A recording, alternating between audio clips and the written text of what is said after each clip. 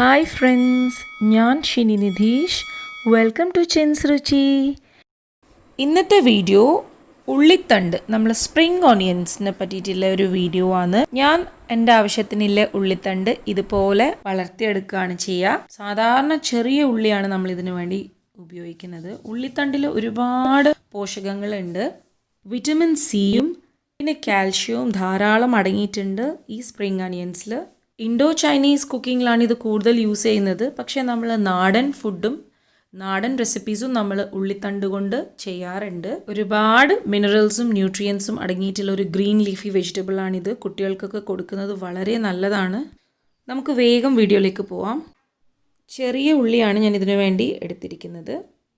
നിങ്ങൾക്ക് വേണമെങ്കിൽ സവാളയും യൂസ് ചെയ്യാം, ലാർജ് ഏരിയയിലൊക്കെ ചെയ്യുന്നതാണെങ്കിൽ.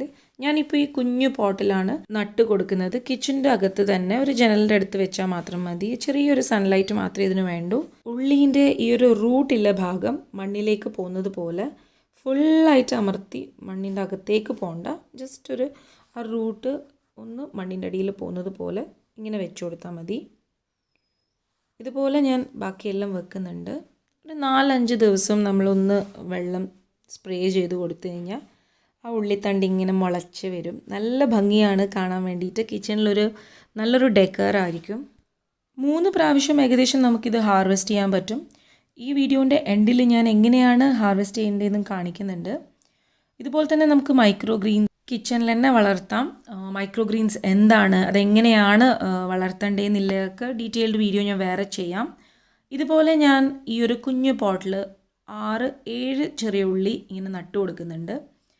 ഇത് വളരെ സിമ്പിളാണ്, എല്ലാവർക്കും ഇത് ചെയ്യാൻ പറ്റും. ഇതിനിപ്പം ഒരുപാട് സ്പേസോ ഒരുപാട് മണ്ണോ ഒന്നും വേണ്ട.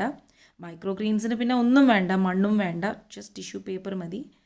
ചെറുങ്ങനെ ഞാനൊന്ന് നനച്ചു കൊടുക്കുന്നുണ്ട്.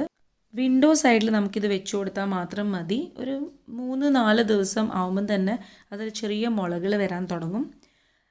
ഒരാഴ്ച മുന്നേ ഒരു 8-9 ദിവസം കൊണ്ടാണ് ഈ ഒരു സ്പ്രിംഗ് ഒനിയൻസ് ഈ ഒരു സ്റ്റേജിൽ എത്തിയിരിക്കുന്നത്.